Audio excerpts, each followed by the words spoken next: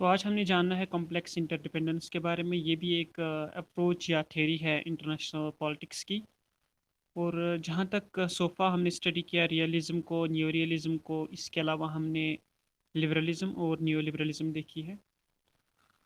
और आज जो हमने जानना है वो है कॉम्प्लेक्स इंटरडिपेंडेंस। और कॉम्प्लेक्स इंटरडिपेंडेंस के बारे में जब देखते हैं तो इसमें जो ज़्यादा कंट्रीब्यूशन रहता है वो जोसेफ नाई और रॉबर्ट कियोहेन का रहता है।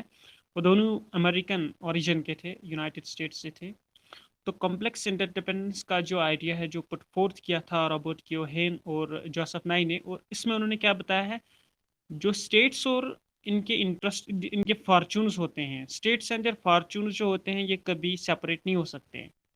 तो states and their fortunes are always tied together inextricably. That is impossible to separate the state from its fortunes. तो ऐसा बोला था रॉबर्ट कियोहेन और जोसेफ नाई ने। लेकिन जो ये कॉम्प्लेक्स इंटरडिपेंडेंस टर्मिनोलॉजी है, इसका जो ओरिजिन अगर हम देखेंगे तो we have to go back to 1925। क्योंकि कॉम्प्लेक्स इंटरडिपेंडेंस को 1925 में क्लेम किया था रेमोंड लेस्ली बोवेल ने।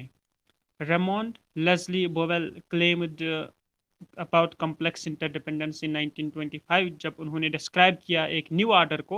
और वो कौन सा ऑर्डर था? That was growing growing relations, growing collectiveness, growing this closeness between, as far as economics is concerned, as far as races are concerned, as far as cultures amongst the countries are concerned। तो उनके बीच जो वो distance थी वो खत्म हो रही थी। तो that was some sort of a sign of complex interdependence, as it was claimed by Ramon Leslie Bovell in 1925 about this new order, the growing closeness amongst countries as far as their economies are concerned, races are concerned, and their cultures are concerned। तो 1925 में Robert Raymond Leslie Buell ने claim किया था complex interdependence को। But उसके बाद ये जो कॉम्प्लेक्स इंटरडिपेंडेंस का कंसेप्ट है, it got popularised by the work of Richard and Cooper. तो 1968 में रिचर्ड एंड कूपर की जो कंट्रीब्यूशन रहती है उसकी वजह से जो कॉम्प्लेक्स इंटरडिपेंडेंस का फिनोमेनन है ये बड़ा पॉपुलर हो जाता है। लेकिन जो मेजर कंट्रीब्यूशन इसमें रहता है, जो एक सिग्निफिकेंट डेवलपमेंट हुई है कॉम्प्लेक्स इंटरडिपेंडेंस में, that took place on the part of two Americans, that is Robert Keohane and Joseph Nye. उन्होंने अपना जो कंट्रीब्यूशन दिया है 1977 में एक बुक की सूरत में दिया है, वर्ल्ड पॉलिटिक्स इन ट्रांजिशन। और उस बुक का जो टाइटल है that is power and interdependence. तो 1977 में उन्होंने बुक दी, नाई और क्योहिन ने 1977 में, power and interdependence.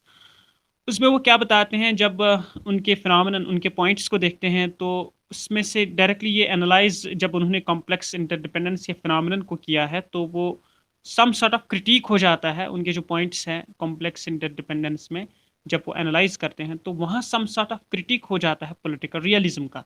As you know, realism में किस बात पे स्ट्रेस दिया गया था? That was power. Power, then national interest, and national interest of one country in terms of power. तो पावर और इंटरेस्ट पे फोकस करती है रियलिज्म।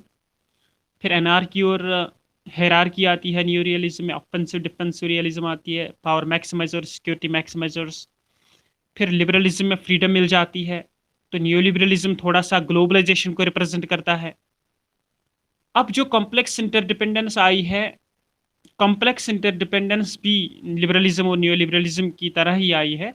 लेकिन यहाँ पर इसने एक ओपन सा क्रिटिक किया है। जब एनालाइज किया गया है complex interdependence concept given by Robert Keohane and Joseph Nye, तो वहाँ बिल्कुल ये रियलाइज हो जाता है critique of political realism in international politics. Then ये जो रॉबर्ट क्योहेन और जोसेफ नाई थे, they move a step further and analyze how international politics is transformed by this interdependence। तो एक तो इस उन्होंने कॉम्प्लेक्स इंटरडिपेंडेंस के फिनोमेनन को एनालाइज किया। दूसरा, उन्होंने इसको देखा, जब उन्होंने इसमें चीज़ें देखी, कॉम्प्लेक्स इंटरडिपेंडेंस जो ग्रो हो रही है कंट्रीज़ के बीच वर्ल्ड लेवल पे, तो वो सम सॉर्ट ऑफ क्रिटिक हो रहा था पॉलिटिकल रियलिज्म को। क्यों क्रिटिक हो रहा था वो हम आगे देखेंगे। क्योंकि जो इंटरनेशनल सिनेरियो है that was getting shaped by interdependence. One countries dependence on another country अब खत्म हो रहा था। अब इसमें क्या आ रहा था? अब इसमें आ रहा था कोई एक कंट्री पे ज़्यादा डिपेंडेंट है, और जो दूसरी कंट्री है वो इस पहली वाली कंट्री पे कम डिपेंडेंट है। दैट मीन्स जो मैंने आपको दो फिगर्स बताए ए और B, A is one country, B is one country, और नीचे भी दिखाई ए और B, A is one country, B is one country. ऊपर जो मैंने दिखाया ए से डायरेक्टली एरो जाता है बी की जानिब, that means A is dependent on B, A is dependent on B. और दूसरा जो नीचे फिगर है ए और बी दो कंट्रीज है, वहां पर जो एरो है वो दोनों साइड से है, ए की जानिब भी जाता है, बी ए की जानिब बी से आता है और बी की जानिब ए से जाता है। तो वो दोनों कंट्रीज आपस में इंटरडिपेंडेंट है। कुछ चीज़ें वहां से उसको इंटरेस्ट हासिल होते हैं और दूसरी कंट्री को इस पहली कंट्री से कुछ इंटरेस्ट हासिल होते हैं, तो वहां पर वो इंटरडिपेंडेंस है। और जहां तक वो पहली फिगर है जिसमें सिर्फ ए से एरो बी की जानिब जाता है, that means A is dependent on B. तो that is dependence and interdependence. क्योंकि ये जो रॉबर्ट क्योहेन और जोसेफ नाई थे, इन्होंने जब देखा कॉम्प्लेक्स इंटरडिपेंडेंस को, तो इससे पहले ये बताते कॉम्प्लेक्स इंटरडिपेंडेंस क्या है, इन्होंने इस चीज़ पे स्ट्रेस दिया what is the difference between dependence and interdependence. तो डिपेंडेंस में एक कंट्री दूसरी कंट्री पे दारोमदार करती है, और इंटरडिपेंडेंस में दोनों कंट्रीज एक दूसरे पे कुछ चीज़ों के लिए, कुछ इंटरेस्ट्स के लिए दारोमदार करते हैं। इसके अलावा जब कॉम्प्लेक्स इंटरडिपेंडेंस के फिनोमेना पे ये जब पावर और इंटरडिपेंडेंस इनका जो कंट्रीब्यूशन बुक की सूरत में 1977 में रहा है, तो दोनों ने रियलाइज किया that various and complex transnational connections and interdependencies between states and societies, जो ग्रोविंग इंटर स्टेट रिलेशंस है, ट्रांसनेशनल कनेक्शंस है, चाहे वो इंटरनेशनल एनजीओज हो, कंट्रीज के बीच रिलेशंस हो, फॉर्मल रिलेशंस हो, इनफॉर्मल रिलेशंस हो, कंपनीज के थ्रू, इकोनॉमीज या एमएनसीज के थ्रू रिलेशंस हो, वो इंक्रीज हो रही है। तो interstate relations, formal informal relations, economic relations, MNCs के थ्रू रिलेशंस या सोसाइटीज के बीच रिलेशंस, वो इंक्रीज हो रही है। दोनों ने रियलाइज किया कि ये जो ऑलराउंड रिलेशंस है ये इंक्रीज हो रही है। बट एक चीज है जिसको कम वैल्यू मिला है, जिसको कम वैल्यू मिला है। जब ये सारी चीजें इंक्रीज हो रही है, आपस में डिपेंडेंस इंटरडिपेंडेंस बढ़ रही है, इकोनॉमिक कॉपरेशन हो रही है, फॉर्मल इनफॉर्मल रिलेशंस कॉर्डियल हो रही है, और ज्यादा करीब हो रहे हैं, डिस्टेंसेस खत्म हो रहे हैं, तो वहां पर क्या होता है, यूज ऑफ मिलिट्री फोर्स और पावर जो है, दैट जो पावर एंड मिलिट्री फोर्स है दैट इज डिक्रीजिंग, उसका जो यूज है दैट इज गेटिंग डिक्रीज। लेकिन वो इंपॉर्टेंट है, दैट रिमेन्ड इंपॉर्टेंट, लेकिन उसका जो यूसेज था वो कम हो रहा था। और बाकी जो फील्ड्स थे, चाहे वो इकोनॉमिक सेक्टर में कोलैबोरेशन हो, कॉपरेशन हो, फॉर्मल इनफॉर्मल रिलेशंस को स्ट्रेंथन करना हो, सोसाइटियल लेवल या एनजीओ इंटरनेशनल ट्रांसनेशनल जो रिलेशंस हैं उनको स्ट्रांग करना हो, वो सब बढ़ रहा था। लेकिन जो मिलिट्री यूज या पावर यूज था वो कम हो रहा था, वो कम हो रहा था। It is because of interdependence, it is because of interdependence. क्योंकि जब हम इंटरडिपेंडेंस को देखते हैं तो वहां पर इसके नेचर में तीन कैरेक्टरिस्टिक्स आते हैं। तो इंटरडिपेंडेंस में तीन कैरेक्टरिस्टिक्स आते हैं। सबसे पहला वहां पर आता है use of multiple channels of action, use of multiple channels of action between societies, between nations, चाहे वो नॉर्मल रिलेशंस हो बिटवीन टू कंट्रीज, या फॉर्मल इनफॉर्मल रिलेशंस हो between countries, their families, people to people contacts हो, या corporations या MNCs के through आपस में जो रिलेशंस है वो हों।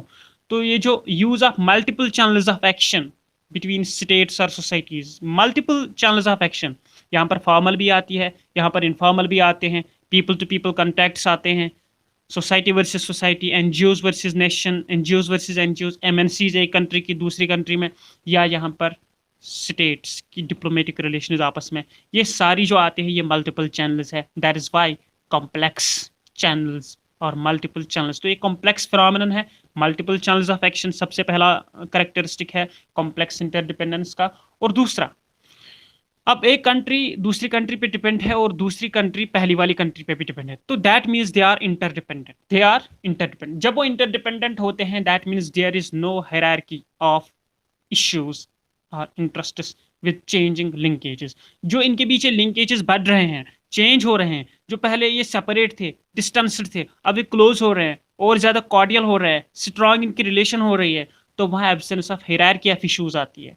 तो कोई इश्यू जो है वो टॉप लेवल का नहीं रहता है। फॉर एग्जाम्पल, कॉम्प्लेक्स इंटरडिपेंडेंस से पहले अगर हम रियलिज्म को देखेंगे तो वहां पर, या न्यूरलिज्म को देखेंगे, इंटरनेशनल सिनेरियो में जिसने रिप्रेजेंट किया रिलेशंस को, that was military power, that was in general, that was power, that was power. तो पावर को बड़ी इंपॉर्टेंस दी जाती थी, power was being kept as priority, priority के साथ साथ hierarchy of power, top level पे पावर, और पावर से अथॉरिटी फ्लो होती थी डाउनवर्ड्स, पावर से अथॉरिटी फ्लो होती थी downwards till second world war, till second world war.